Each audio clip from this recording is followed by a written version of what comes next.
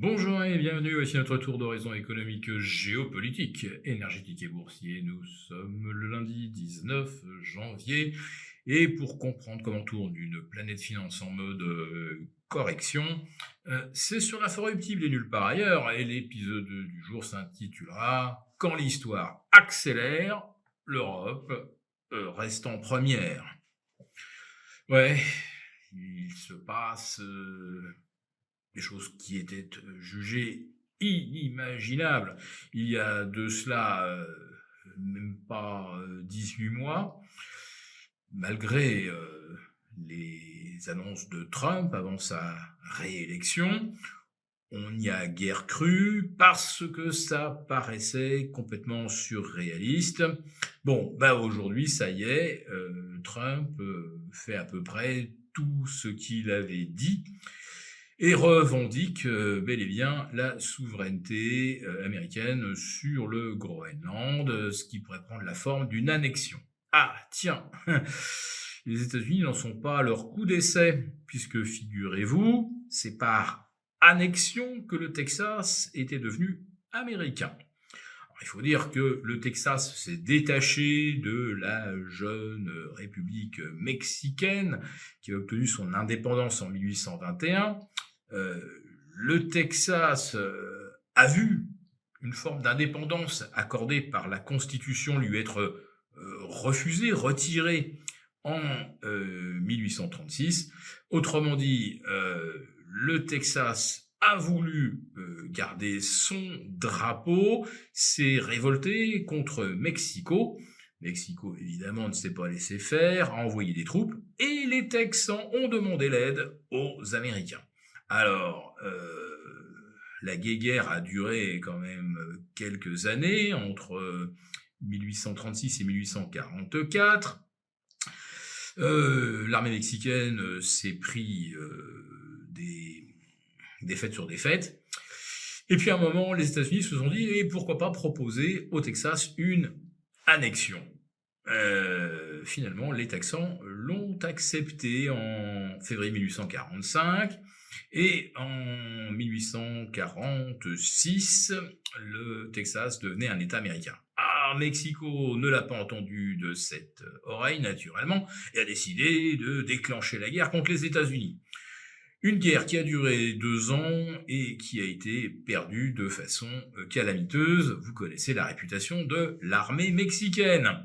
Bon, au bout de 2 ans de défaite, le Mexique a fini par négocier avec les États-Unis la cession non seulement du Texas, bon ça y est, il était déjà annexé, le Nouveau-Mexique, le Nevada, l'Utah et bien sûr le joyau, la Californie.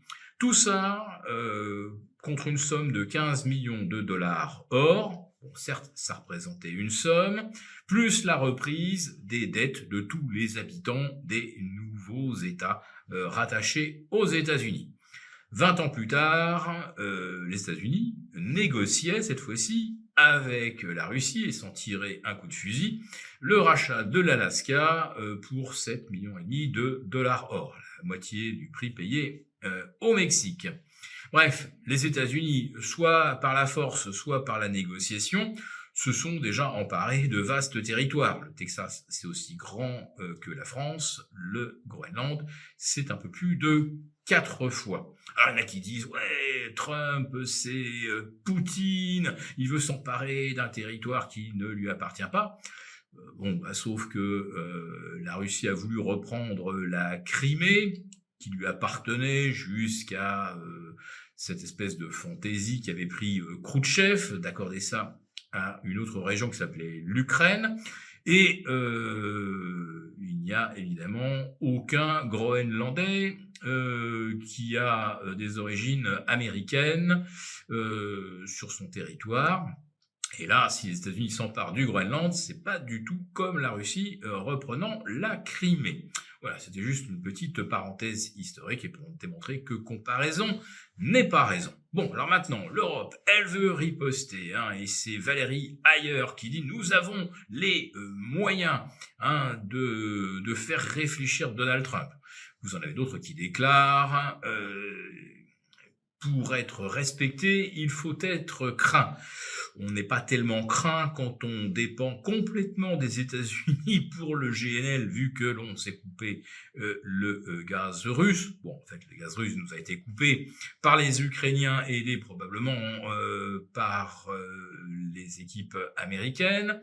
Et puis surtout, quand on est complètement dépendant des États-Unis pour l'intelligence artificielle ou pour le stockage, par exemple, des données de santé qui sont hébergées aujourd'hui par Microsoft, ou alors notre ministère de l'Intérieur et nos services secrets qui dépendent aujourd'hui de Palantir pour la surveillance des réseaux, l'analyse de tout ce qui circule et pour essayer de déterminer si la France ne va pas connaître une nouvelle révolution.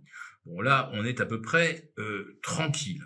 Alors, Valérie Ayer prétend que l'Europe a les moyens de riposter. Nous voudrions bien connaître lesquels. Si ça consiste à surtaxer les GAFAM, alors qu'on vient juste de leur accorder justement de bénéficier de régimes fiscaux extrêmement favorables, ou je ne sais pas, si on décide de surtaxer Netflix ou Disney, l'addition pourrait très très rapidement monter pour les consommateurs français. Mais c'est surtout que sans les capacités informatiques d'Alphabet, de Microsoft, de Meta, l'Europe n'ira pas bien loin.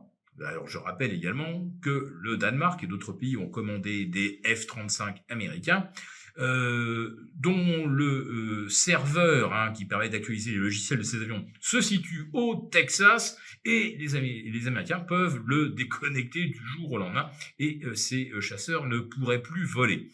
Alors oui, quand on veut être respecté, il faut être craint.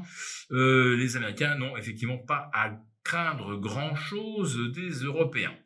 Alors est-ce que les marchés, eux, pensent que ça pourrait mal tourner?